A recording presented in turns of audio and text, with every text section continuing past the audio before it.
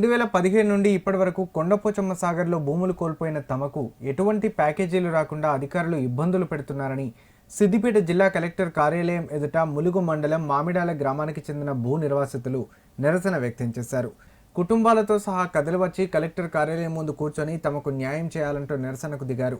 ఏళ్లు గడుస్తున్నా ఇదిగో అదిగో అంటూ అధికారులు కాలం గడుపుతున్నారు, కానీ తమకు ఎలాంటి న్యాయం చేయలేదన్నారు. ఉన్న ఊరును ఇల్లును పోగొట్టుకొని బిక్కుబిక్కుమంటూ ప్యాకేజీల కోసమే ఎదురు చూస్తున్నామని వాపోయారు. కాగా ఈ విషయమై స్పందించిన జిల్లా కలెక్టర్ ఫోన్లో మాట్లాడి నిర్వాసితులకు త్వరలోనే న్యాయం జరిగేలా చూస్తామని చెప్పడంతో వారు నిరసనను విరమించారు. మేము 2 ఎకరాల భూమి ఇచ్చాను, ఒక ఇల్లు ఇచ్చాను, మరి ఇంటి ముంగడ జాగా కూడా ఉండి అది కూడా ఇచ్చాను. ఇంతవరకు మాకు మా అమ్మకు నాకు మా పిల్లలకు ప్యాకేజ్ రాలేదు, మన ఇల్లు కూడా రాలేదు.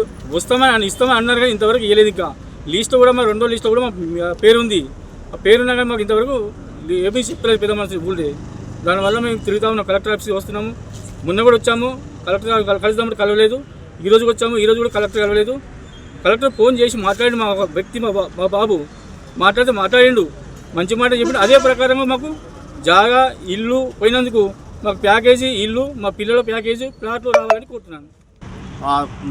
4 రోజుల క్రితం మేమందరం కూడా గ్రామ ప్రజలము ముంపు బాధితులం అందరం కూడా 100 నుంచి 150 మందిమి ఇక్కడికి వచ్చాము. జేసీ గారిని కలిశాము.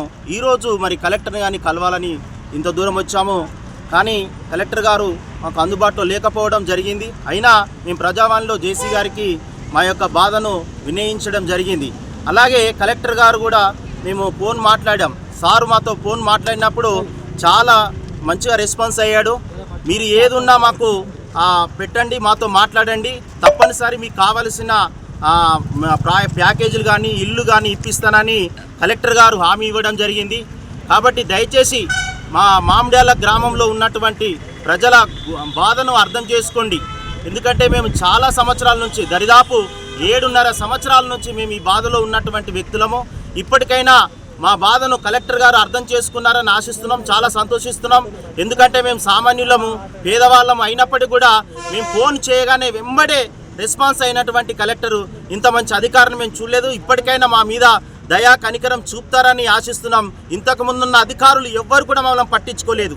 కనీసం ఇప్పుడున్న అధికారి కలెక్టర్ గారు మా బాధను అర్థం చేసుకొని మిగతా మా ప్యాకేజీలు అన్నీ ఇప్పిస్తారని ఆశిస్తూ మేము విజ్ఞప్తి